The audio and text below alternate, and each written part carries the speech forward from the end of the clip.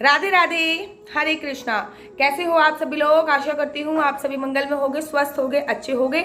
आप सभी को वो सारी सीरीज बहुत अच्छी लगती है जिसमें मैं अपनी लाइफ से संबंधित अपनी लाइफ स्टोरी आपको बताती हूँ। जैसे कि पार्ट 1 मैंने आपको बताया कि मैंने कैसी योग की पढ़ाई करी थी और योग एंड प्राकृतिक चिकित्सा में डॉक्टरेट करी थी। उसके बाद मैंने कैसे सब कुछ लीव करके जॉब और डॉक्टरेट की पढ़ाई को छोड़ छाड़ के मैं श्री धाम वृंदावन में आ गई थी भागवत कथा सीखने। दूसरी स्टोरी में मैंने आपको बताया कि जब मेरे रिश्तेदारों को ये पता चला कि मैं भागवत कथा सीख रही हूँ तो उनके क्या कमेंट्स थे कि भैया इतनी पढ़ने की क्या जरूरत है, एक्सेट्रा लॉट्स ऑफ बातें। तीसरी स्टोरी में मैंने आपको बताया कि मैं श्रीधाम वृंदावन में आके मुझे क्या क्या स्ट्रगल करना पड़ा, कैसे मैंने भागवत सीखी, क्या क्या मुझे परेशानियों का सामना करना पड़ा। और चौथी स्टोरी में मैंने आपको बताया कि मेरे को अपनी पहली जो भागवत मेरी हुई थी दिल्ली में, उस पहली भागवत में मेरे को अपनी प्रथम भागवत में ही पुलिस बुलानी पड़ी थी। आखिर क्यों बुलानी पड़ी थी? तो ये 4 स्टोरी मैं आप लोगों के साथ में पहले ही शेयर कर चुकी हूँ। अगर आप लोगों ने अभी तक नहीं देखी तो मैं एंड ऑफ स्क्रीन में इन 4 स्टोरियों का लिंक दे दूंगी, आप जाके चेकआउट कर सकते हैं, आप जाके देख सकते हैं। आज मैं आपको बताने जा रही हूँ अपनी 4th स्टोरी के एंड में जो मैंने आप लोगों को बोला था कि मेरी प्रथम भागवत खत्म होने के बाद जब वहां पे न्यूज रिपोर्टर्स आए और थोड़े से आस पड़ोस के जो लोग थे, जब उन्होंने मेरी मम्मी से ये पूछा कि आपकी लड़की कथावाचक बन चुकी है, आपको कैसा फील हो रहा है, तो आज मैं आपको इसके बारे में ही बताऊंगी। उसके बाद फिर मैंने कैसे शिव महापुराण करी, फिर मेरी लाइफ आगे की जर्नी कैसे हुई, फिर मेरे को और क्या क्या स्ट्रगल करने पड़े, वृंदावन में घर मेरा कैसे बना, XYZ में सारी चीजें आप लोगों के सामने लेके आऊंगी स्टोरी के जरिए। लेकिन आज की स्टोरी केवल इसी पे आधारित है। मेरी 7 दिन की दिल्ली में भागवत चल रही थी, जैसे कि मैंने लास्ट सीरीज में आप लोगों को बताया था कि मेरी 7 दिन की दिल्ली में भागवत चल रही थी। 7वें दिन जब मेरी भागवत खत्म हुई तो वो जो लोकल न्यूज वाले नहीं होते, तो वो लोकल न्यूज वाले आए और 7वें दिन की जब भागवत विश्राम हुई थी तब मैं बेसिकली उसमें मुख्य जो जजमान थे मेरे माता पिता ने कराई थी, वो मेरे मुख्य जजमान मेरे माता पिता ही थे।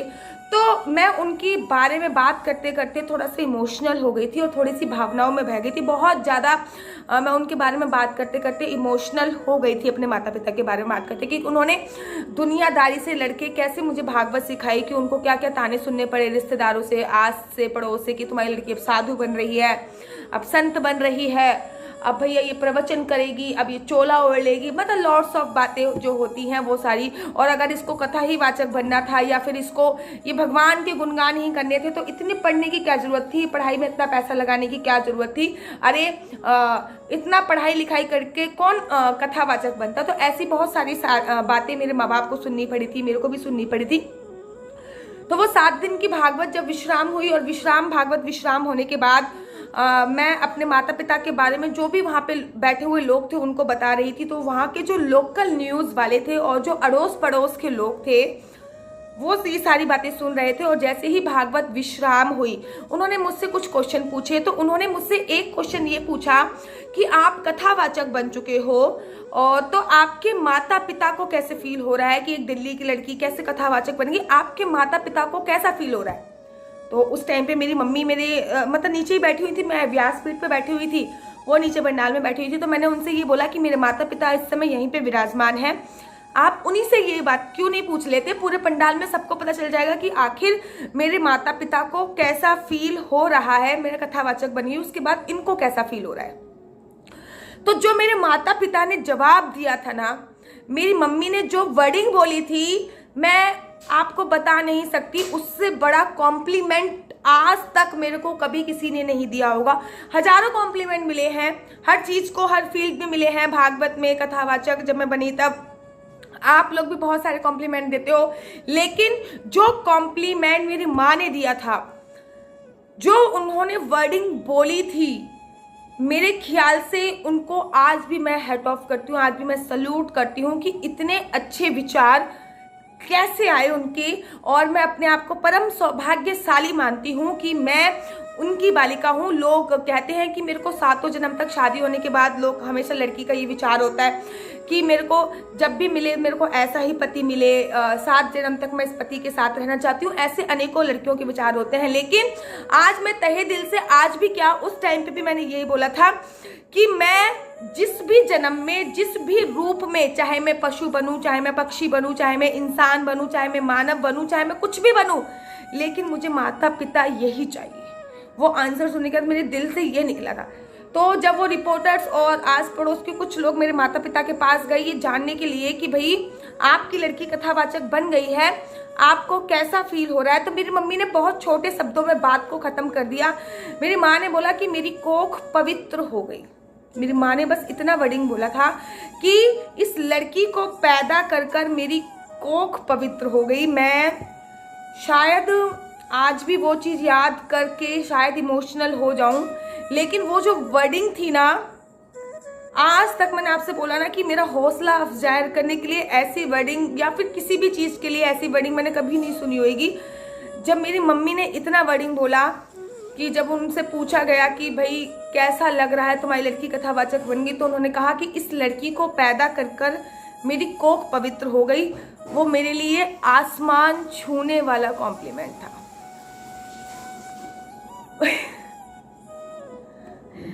मैं तो शायद अभी भी इमोशनल हो जाऊं। मैं मतलब वो मेरे लिए बहुत बड़ा सपोर्ट था, एक बहुत बहुत बहुत बड़ा। और ये मैं अपनी लाइफ से रिलेटेड रियल स्टोरी आप लोगों को बताती हूँ। तो जो ये वाली वर्डिंग सुन के ना, मैं बता नहीं सकती आपको कि मैं व्यास पीठ पे बैठे बैठे ही रो गई थी। व्यास पीठ पर बैठे बैठे मेरी आंखों से आंसू निकलने लग गए थे और मेरे ख्याल से अभी भी निकलने लग जाएंगे। वो बहुत ही अच्छा मोमेंट था। मतलब उनके घुटनों में, नी में परेशानी रहती थी, तब भी 7 दिन तक उन्होंने जिस श्रद्धा भाव से कथा सुनी थी और उसके बाद उनका जो ये जवाब था वो दिल को छू लेने वाला जवाब था। बात करते करते मैं सच्ची में इमोशनल हो गई। लेकिन मेरी माँ ने जब ये जवाब दिया तो आज तक मेरे ख्याल से इतना ज़्यादा मोटिवेट नहीं किया होगा किसी ने मुझे। उनके इस जवाब ने मुझे इतना मोटिवेट किया कि मैं अपने शब्दों में बयां नहीं कर सकती हूँ। उसके बाद मैं अगले नेक्स्ट वीडियो में आप लोगों को बताऊंगी। मतलब आप इस जवाब से पता चल गया होगा आपको कि मेरे माँ बाप का कितना सपोर्ट था। मेरे माँ बाप का मेरे को बहुत सपोर्ट रहा है। हर चीज़ में उन्होंने मुझे बहुत सपोर्ट रहा है, हर चीज़ में। एक बार को उन्होंने मेरे भाई की तरफ से हाथ पीछे कर लिया हो, लेकिन मेरी तरफ से उन्होंने कभी भी हाथ पीछे नहीं करा। हमेशा मेरे माँ बाप ने मेरे को बहुत सपोर्ट किया है, हर फील्ड में बहुत ज़्यादा सपोर्ट किया है। हर फील्ड में, चाहे वो कोई सी भी फील्ड हो, हर फील्ड में मेरे माँ बाप ने बहुत ज़्यादा ही सपोर्ट किया है। और नेक्स्ट वीडियो में मैं आप लोगों को बताऊंगी कि मेरे को ब्रजवास कैसे मिला। ये इसका 6 पार्ट होगा। 5वें पार्ट के बाद कि मैं ब्रजवास कैसे मिला, और पहली कथा करने के बाद मैंने दूसरी कथा कहाँ पे करी, और फिर मैंने शिव महापुराण कैसे करी, मेरे मन में शिव महापुराण को लेके कैसे विचार आया, मैंने शिव महापुराण कैसे करी, ये सारी बातें मैं आपको अगली वीडियो में बताऊंगी। क्योंकि इस वीडियो में मैं हो चुकी हूँ बहुत ज़्यादा इमोशनल। तो इस वीडियो को अभी तो यहीं पे विश्राम देना उचित रहेगा।